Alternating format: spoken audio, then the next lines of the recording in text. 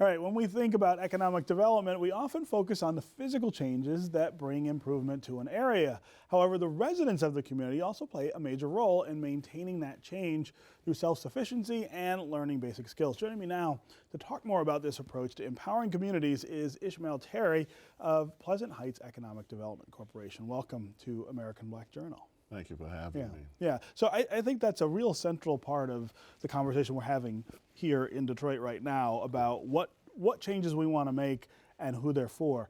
Economic development is about business activity. It's about growing jobs and growing other things that we haven't had for a long time in Detroit.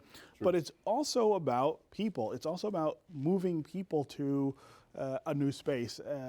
And here in Detroit, it's about moving the people who are here to those spaces, the people who've been here the whole time. You're talking about first generation families, second generation, third and fourth generation. And so with that opportunity, I think what we lose is the mindset of how the need assessment really works. So what we did was we just actually took all of the dense population. So we took east of Boston Edison, 14th, and traveled west, going to Linwood, going west to Dexter, and going west to Livernois.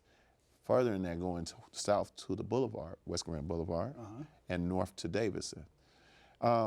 We saw that in that dense population of only like 43,000 residents in that area, how could we make a stronger impact?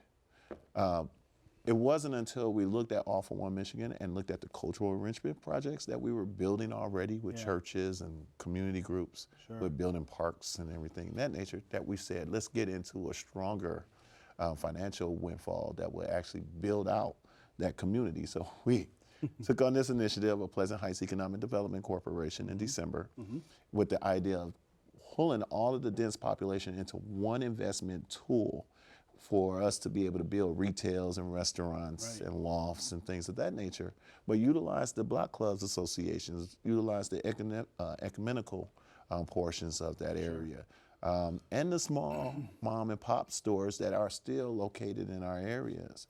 And we condensed them into, or consolidated them into this as well, teaching them the words of investment, financial goals, also learning how to be stakeholders and being owners instead of being renters. Right, and that's, when you look at that part of the city, I mean, that's right in the center of Detroit, and the irony is it hasn't been the center of attention for a very long time. As you point out, 43,000 people live there, and in parts, I happen to be from a neighborhood that's not far from there on the west side. There's some real distress in that area. Those folks who've been there for a long time, they really do need attention. They do need a focus.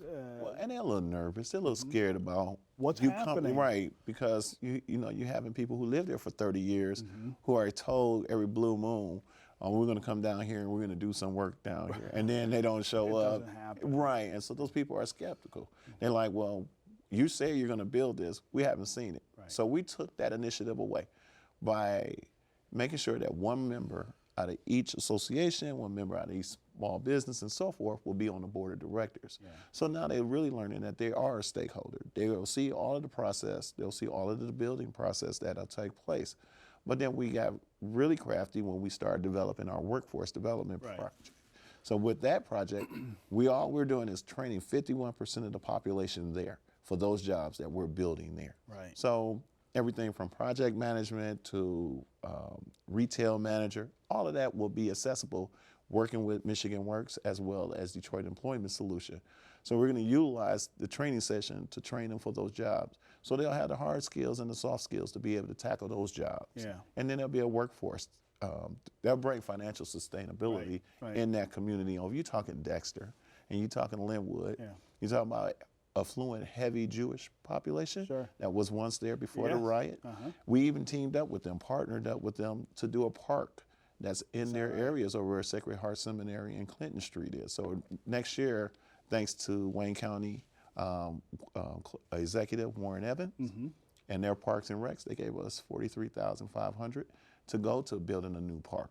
So we're excited about teaming up with them and the Japanese consulate to bring culture over there in that park area as well. So we've really been building. I mean, the cool thing about when you do stuff like this is you come up with an idea and you start it out, and you know, maybe people are even, like you point out, skeptical at first. Right. But once you get it going, you find so many other people who are willing to put in on it, Oh, right? guarantee. And to say, I want to help. I want to make this better. Right.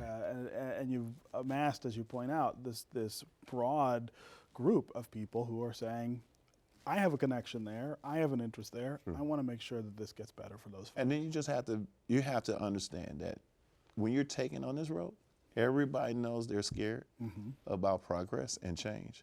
So you have to be more compromising to the ideal that I got to negotiate with you into ideals that when we put this here, it's going to be beneficial to your property. It's going to It's going to make it where we're expanding the mayor's 20-minute neighborhood. Yeah, that's right. And building on that where you can go shopping, that knowing that you don't have to spend your money somewhere else. You can actually spend your money in your community and bring the financial windfall back to your community, and then utilize that finances to build more things over there or attract, like we're attracting Five Below.